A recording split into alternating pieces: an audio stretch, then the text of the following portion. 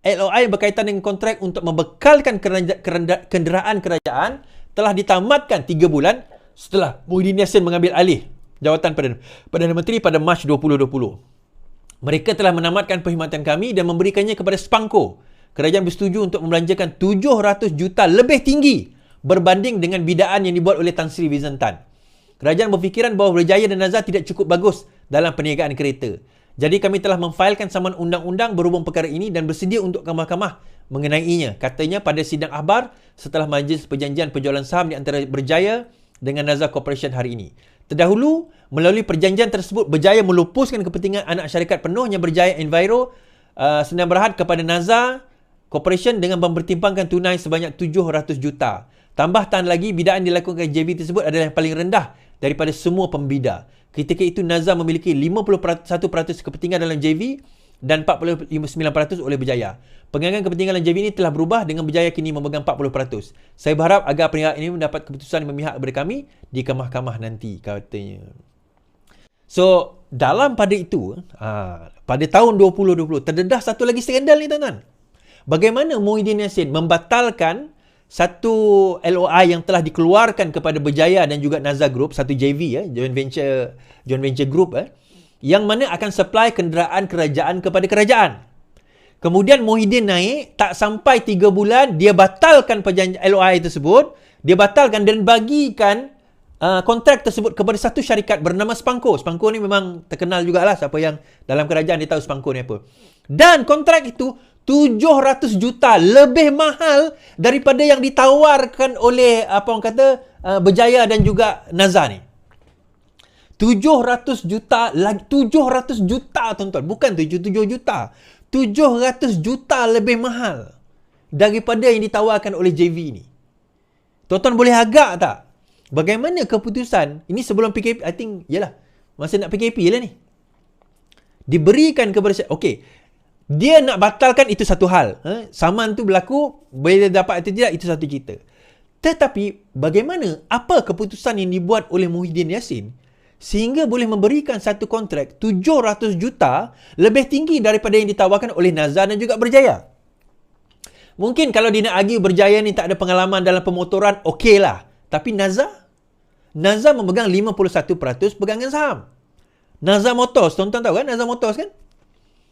Muhyiddin Yassin pada tahun 2020 bagi kepada Spangko satu kontrak nilai lebih tinggi, 700 juta lebih tinggi. Now, kenapa saya nak bawa cerita ni, bawa cerita REE, kemudian bawa cerita yang dibawa oleh Takiri tadi, tuan-tuan.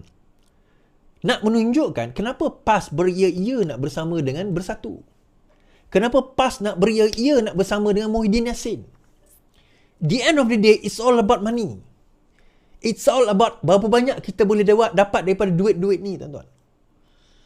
Dulu dia ingatkan kalau bersama dengan UMNO, kita boleh dapat banyak duit. Rupanya bersama dengan Bersatu lagi banyak duit. Dia punya sakau tu lagi sebat, dia lagi hebat, tuan-tuan. Dia punya ghanimah dia tu lagi hebat, tuan-tuan. Sebab itu kenapa dalam PRU yang lepas, dia orang boleh dapat dana yang terlalu banyak. Saya nak bagi tahu, put into perspektif. Bersatu dapat 200 lebih, hampir 300 juta masuk dalam akaun Bersatu kerana diberikan oleh sebuah syarikat penderma, dia kata. Bayangkan 300 juta baru tubuh 2 tahun jadi kerajaan, tuan-tuan. Daripada tahun 2020 sehingga tahun 2021 hampir 300 juta, 21 300 juta masuk dalam akaun Bersatu 2 tahun, tuan-tuan. Itu yang kita tahu, yang kita tak tahu. So now you understand kenapa PAS beria-ia nak membontoti. Kita tengok perangai dekat Terengganu, kita tengok perangai dekat Kedah, REE, Tanah. Saya belum cerita tentang Terengganu, tuan-tuan. Sorry. Saya belum cerita tentang Kelantan. East Kelantan tak ada East? Ada. Ada ada 2 orang hari ini menghantar dokumen tentang Kelantan kepada saya. Cuma saya nak kena verify dulu dokumen tentang Kelantan berkaitan dengan sembuhan di dalam Kelantan itu sendiri. Pimpinan PAS juga. Melibatkan tanah juga. Cuma saya nak kena verify dulu. Saya dah nyatakan tentang Sanusi ni. Bakal didakwa, bakal ditangkap sekali lagi, bukan akta hasutan tetapi di bawah SPRM, tuan-tuan. Apa yang didedahkan oleh Saifuddin tu satu cerita. Itu pun Saifuddin tak habis cerita lagi tu. Dia buka sikit dia buka. Ujungnya, kita nak membentuk kerajaan bagaimana? Kan saya kata tadi, kita kena ada polisi. Kita bercerita tentang polisi. Kita cerita tentang polisi. Kita cerita tentang bagaimana kita lebih baik daripada orang lain. Ni saya nak tunjukkan kepada tuan-tuan, apa pencapaian kerajaan kita. Pencapaian kerajaan kita dalam tempoh 7 bulan ini. Report card. Report card ini disampaikan oleh Fahmi Fadzil. Fahmi Fadzil menyampaikan report card ini dan harap tuan-tuan dengar. Dan kita teliti pencapaian. Inginkan kerajaan. Ramai yang kata mereka inginkan kerajaan yang boleh bawa Malaysia ke arah yang lebih baik. Adakah kerajaan perpaduan berada di landasan yang betul?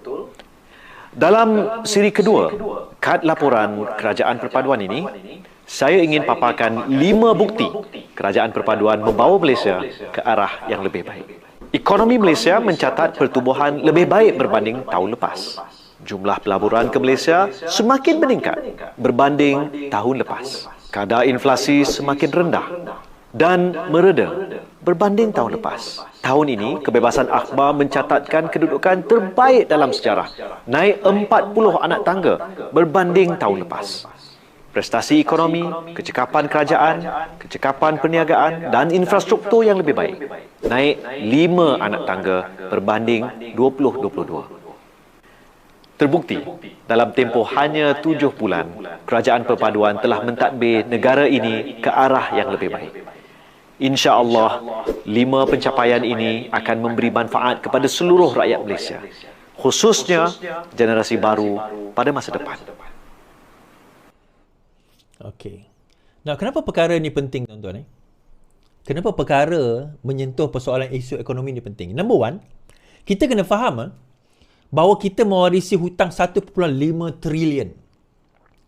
Trilion, ini satu perkataan yang baru. Kita sebut bilion, sekarang trilion, tuan-tuan.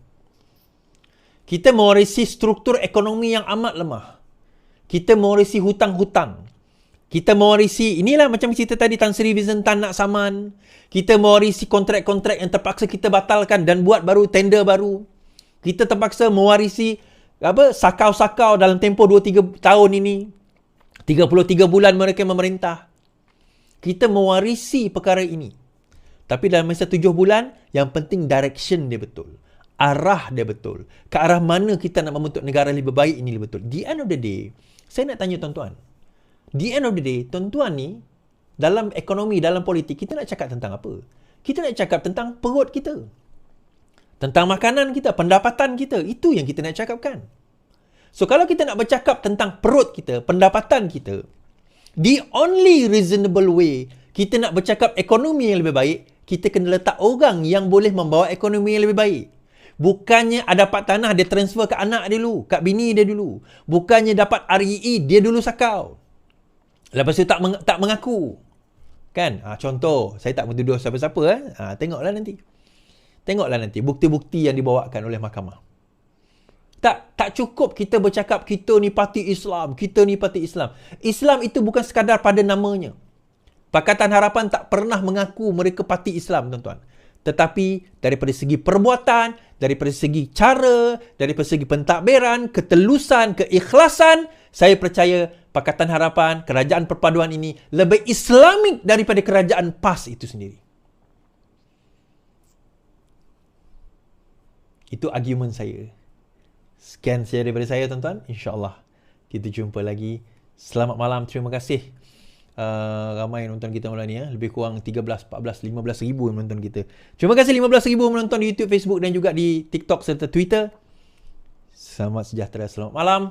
Yang penting,